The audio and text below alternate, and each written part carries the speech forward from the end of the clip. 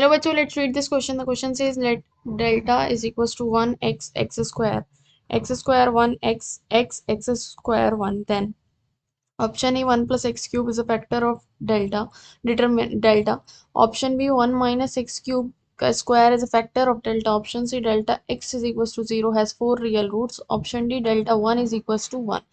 तो यहाँ पर मैं की कॉन्सेप्ट लेती हूँ. क्या है हमारा इस क्वेश्चन का की कॉन्सेप्ट कि हमारे पास अगर डिटर्मिनेंट होता है 3 क्रॉस 3 का, तो उसको सॉल्व कैसे करते हैं. सपोज ये मेरे पास डिटर्मिनेंट है ABCDEFGHI. तो इसकी जो वैल्यू होती है A into E into I minus F into G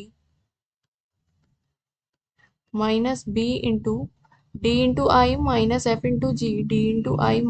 into G और plus C into D into H minus E into G okay. तो अब यहाँ पे अब हम इसको सॉल्व करते हैं. हमारे पास डिटर्मिनेंट गिवन है 1x स्क्वायर 1x और x स्क्वायर 1.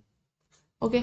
तो ये मेरे पास क्या आ जाएगा 1 into this minus this minus x this into this minus this.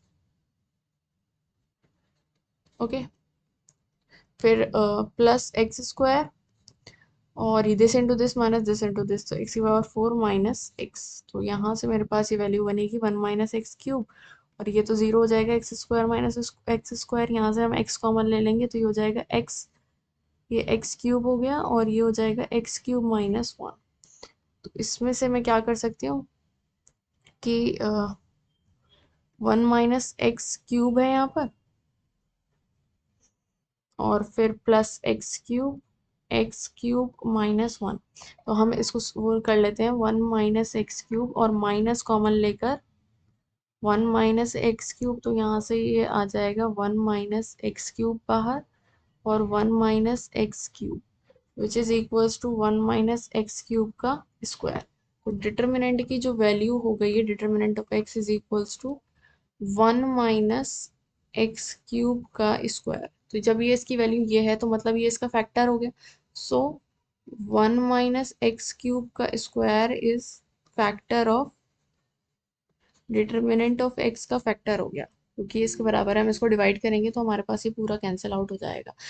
सो यहाँ पर हमारे पास क्या आ गया ऑप्शन ए में 1 plus x cube is factor of this. No, 1 plus x cube इसका फैक्टर नहीं है बल्कि 1 माइनस एक्स क्यूब का square is factor of this. So ये ऑप्शन बी हमारा करेक्ट हो गया. B is correct. ठीक है. आप क्या कह रहे हैं कि डिटर्मिनेंट ऑफ एक्स अगर जीरो हो जाता है तो इसके 4 रियल रूट्स हैं. तो हम ऑप्शन सी में देखते हैं कि डिटर्मिनेंट ऑफ एक्स अगर जीरो हो जाता है तो उसके 4 रियल रूट्स हैं. तो क्या होगा मेरे पास 1 माइनस एक्स क्यूब का स्क्वायर इज इक्वल्स टू अगर जीरो हम कर दें तो यहाँ से मेरे पास ये वैल्यू क्या आ जाएगी 1 minus x cube is equals to zero हो जाएगा और x cube is equals to 1 हो जाएगा और एक्स की वैल्यू सिर्फ 1 आएगी.